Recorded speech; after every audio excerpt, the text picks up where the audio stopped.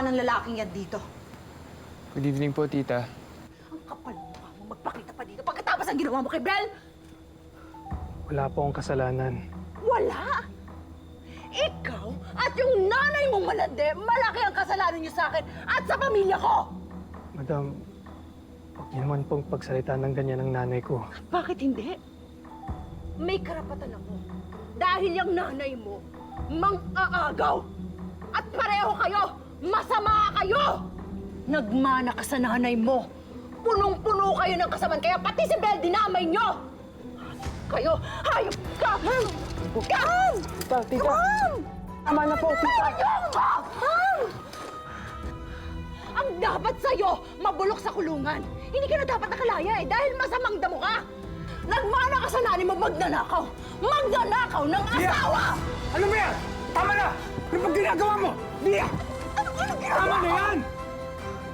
Ako sabihin sa akin, kakampihan mo na naman yung anak ni Rosel. Mali ang ginagawa mo! Eh lalo mo lang pinalalala ang sitwasyon eh! Ako? Bakit ako? Tama na! Hindi ba kayo? Sinabi na tama na! Kayo nila nagsimula nito! Sinabi na tama na eh! Tyrone, baka pwede muna kayong umalis para matapos na tong gulo. Sige na. Oo, lumayas ka na. Magsama kayo ng nanay mo. Bulok ang pagkatao! Sige na. Diyan na po.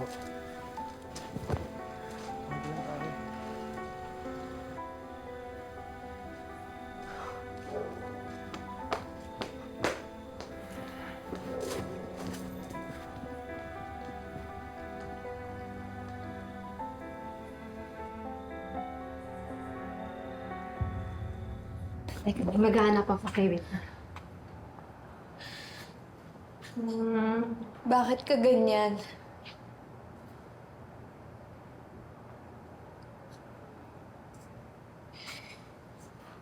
Bakit nang bait mo sa akin after everything I did to you? Including yung nangyari sa park. Nung nahulog ako sa cliff.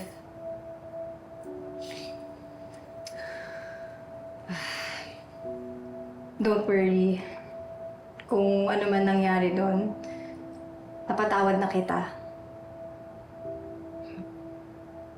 Pero nakarma naman ako. I mean, tingnan mo ano nangyayari sa akin ngayon. Huwag mo sabihin yun, Tali. Wala naman deserve masaktan ng ganito.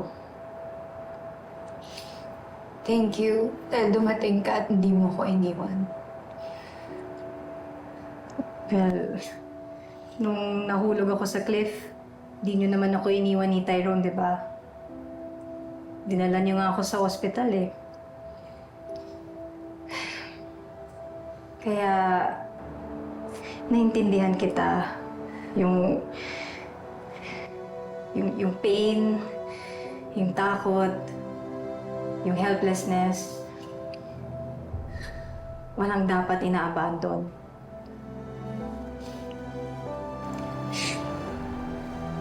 Salamat. Salamat talaga.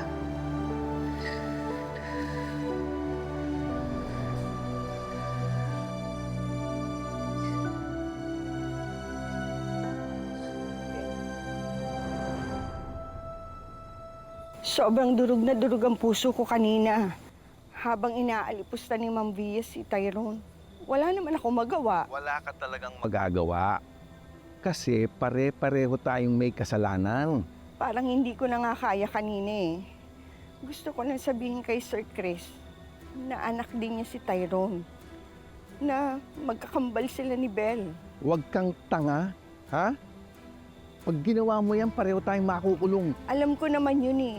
At talagang hindi pwede. Sobrang magagalit si Ma'am Via. Hindi ko na alam kung anong gagawin ng babaeng yun kapag nalaman niya na anak din ni Sir Chris kay Rosel, si Tyrone at si Bel.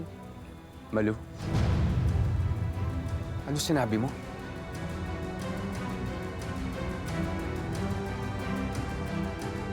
Malu,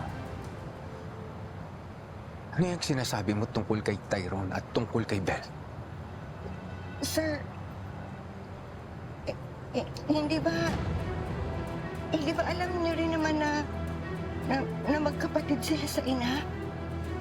Malu, hindi lang yan ang narinig ko sa'yo. Sir Chris, delikado ang katotohanan. Baka mas makagulo pa kaysa makatulong.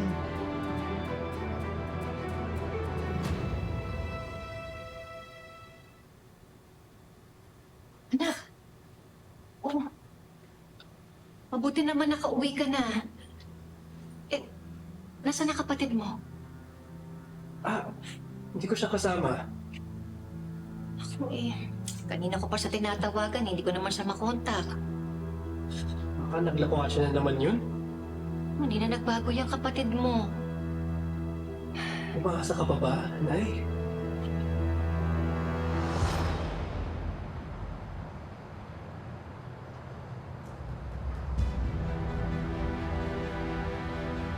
Ano ba talaga ang alam mo?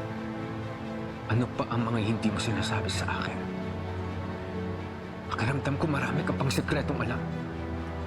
Sir Chris, pabayaan niyo na ako. Magtitiis na lang ako sa hirap. Pero ipangako niyo sa akin, hindi niyo pababayaan si Tyrone at si Ben.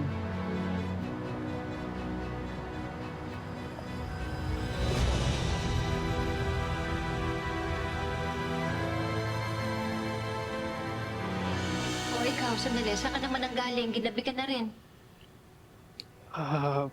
Pumunta po ako sa bahay ni Bel.